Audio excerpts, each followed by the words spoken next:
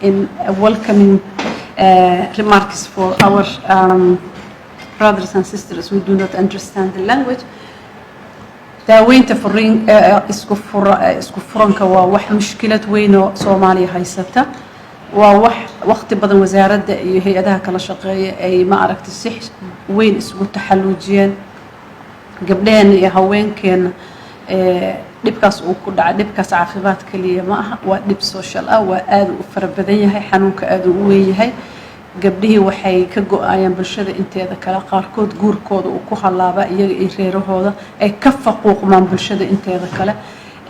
numberka mar walba kambeeyada noo imaado ma aha Soomaaliya wax ku filan waa number u baahan mar walba inuu sii kordho si loo ma aragtay loo daaweeyo xanuunkaas gabdhaha ku dhacay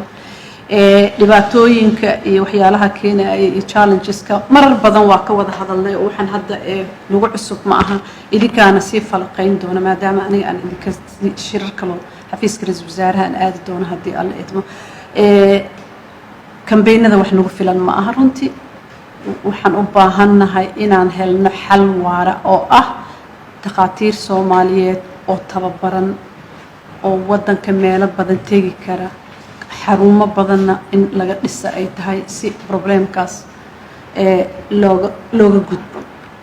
ka hortagida waxyaalaha keenaya in dadka laga wacyigeliyo waa waajibna wada saara anaga wasaaradda caafimaadka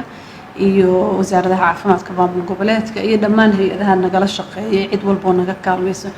in la wacyigeliyo ummadda mashaakilada keenaya isku furanka gabdhaha iyo in ma aragtay lagu dadaalo xarumo badan iyo dhaqaatiir badan oo arintan xalliya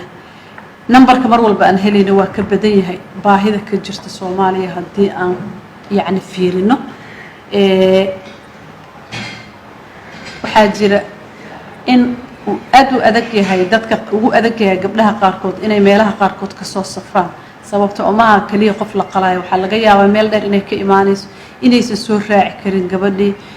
ma aragtay jid aysan soo mari karin inta badan oo meelaha qaarkood infrastructure iyo security uu xadidayo dadka diyaarad inay soo raacaan ay tahay in qof uu soo raaco xanaaneey ay tahay umada inteeda badan magaalooyinka waaweyn kuma noolo baahida waxay aad ugu badan tahay meelaha